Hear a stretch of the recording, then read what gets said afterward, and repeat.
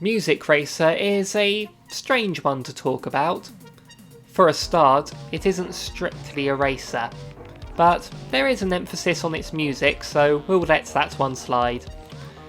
It was released on PC back in 2018, and now, like almost everything else, it is making its way to the Nintendo Switch. So, does this game have a place on the Switch's ever-growing eShop library? Well, thank you to Sometimes You for providing us with a review copy, so let's take a look at it. So far, I haven't shown you any actual gameplay footage. What you're looking at, and hopefully enjoying, is the game's cinematic mode. A neat feature that lets you just watch the car drive on its own and you just move the camera. You can experience the music and take in the game's neon art style.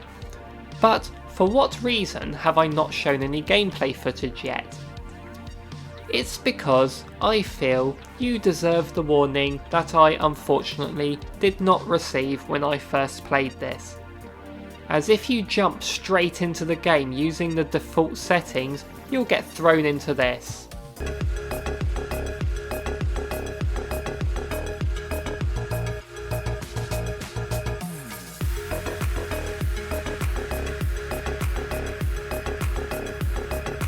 Yeah, both Sophie and myself felt very nauseous after seeing this.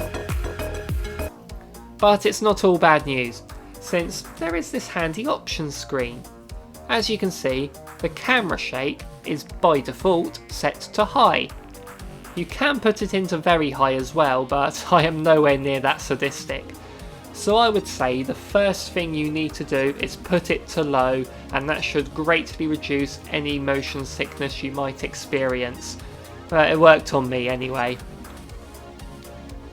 There is another option I think you should change as well, and I'll get to that in a second. The main gameplay consists of the car driving along the tracks automatically. All you need to do is press left and right to make the car switch between the 3 lanes. Your main objective is to move into each lane and collect those white squares and avoiding obstacles. The problem is, the default camera setting plants you right behind the car, so it can get hard to see what is coming up ahead, especially when you're going over a hill. So back to that options screen then. That camera distance setting, it's on 1. If you move that on up to 3, the camera is further out and it's much more manageable. So if you do choose to get this game, make sure you change those 2 settings first. I feel first impressions are important, and both Sophie and myself didn't like this game at first, as it made us both feel sick with its shaky cam and awkward camera angle, and I don't tend to experience motion sickness in general day-to-day life. But after changing those settings, the game becomes more playable, and if I had seen the game like this first, I would have warmed up to it a lot sooner. So now that we've jumped through a few hoops to get the game to play comfortably, how does it play? Well, the controls are very basic. Like I said, only left and right are used, except for in the menus. But this is the type of game that needs very basic controls. It has the word racer in the name, but you aren't actually racing anyone, not even a clock. You choose your car, level, music track and difficulty, then away you go. The song plays out and you move the car, presumably following the music's rhythm, and you collect those white squares. The level ends when the song ends, and it gives you a score based on how well you did. Your score then adds up into your currency, which you use to unlock new cars and tracks. All the cars and tracks are viewable from the start, and you can buy them in any order, although the prices vary. The songs are all available from the get-go. I'm not too big a rhythm game player, mainly because my sense of rhythm is yet to be desired, but I have partaken in games like Guitar Hero and Donkey Konga in the past, and despite not being very good at them, I enjoyed myself.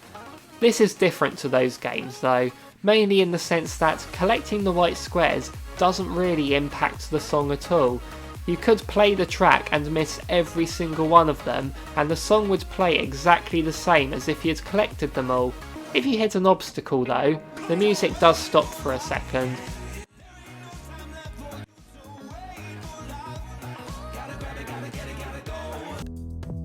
I feel this was done on purpose, as the fast speed nature of this game will mean you will most likely miss a lot of squares and so would not be able to experience much of the song. Some people may have noted that I said you are presumably moving to the rhythm of the song. This is because I didn't really feel like the song itself impacted how I moved the car, and the squares didn't feel like they were laid out as if they were notes to the song. I did a little experiment where I would play the same track with the same song, once listening to the music, and once with it muted and listening to some Zelda music instead.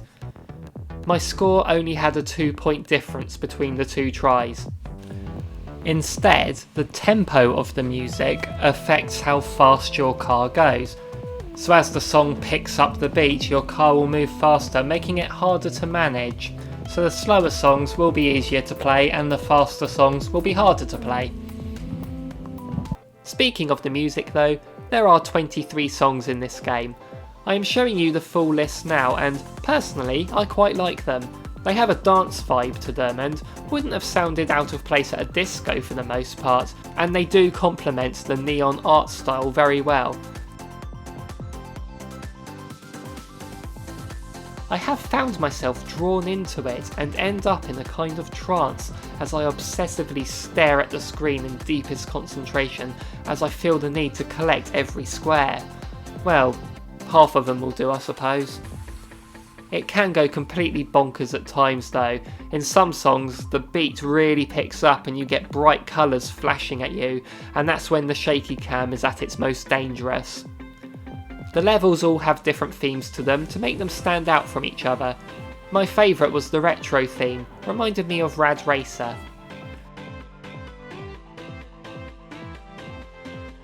There are 4 difficulty settings too.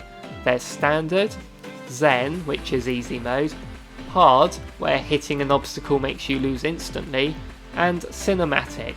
I mentioned that earlier, but it is a nice way to experience the music and take in the game's surroundings. It's pretty good for just sticking in the background while doing something else.